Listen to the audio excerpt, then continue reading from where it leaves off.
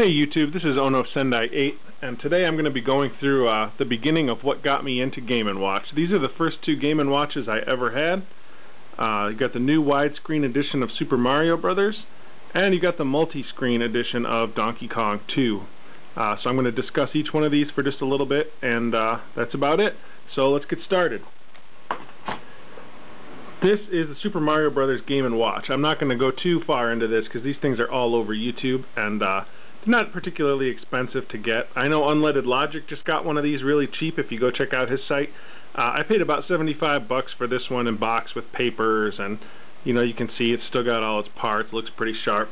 But it's just a real basic Super Mario Brothers game. It actually does have all the sound effects and things like that. If you look, you can hear like the Mario-ness.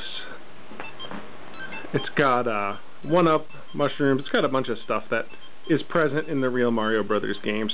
This game came out in 1988. They estimate they sold more than 1 million of them.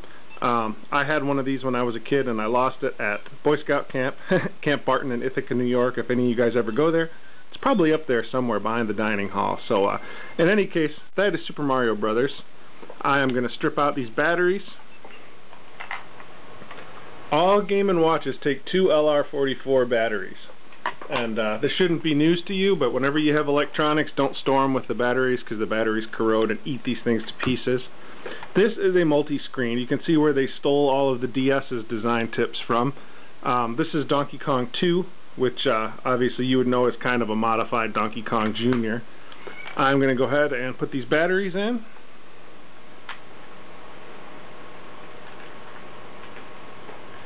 And boy, that's fun for you to wait and watch that, isn't it? Okay. This is Donkey Kong 2. It's going through its little test. You can see that the screens actually continue. So, let me grab this key down here.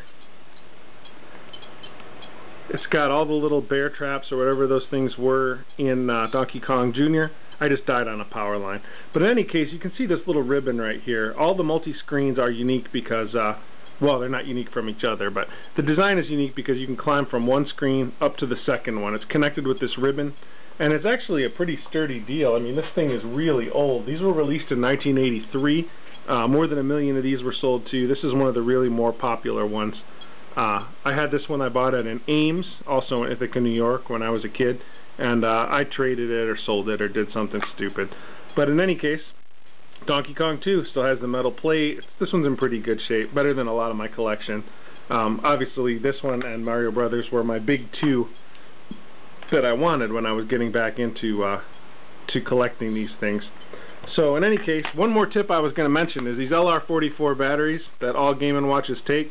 Walmart wants like $5 for 2 of these things, and you know, Target, they're all pretty much the same. If you guys have a lot of dollar stores will carry huge cards of these, like 30 or 40 of them for $1. So I know Dollar Tree, for example, if you can stand to go in those, they're kind of depressing. There are like 40 of these for $1, and they're Energizer. So that's where I would look first, or otherwise you're going to really get raped on these things. So I guess that's about it for today. Just one short introduction. Just wanted to show you how I got into it, and here's a multi-screen and a new widescreen edition. So have a good day, YouTube. Thanks.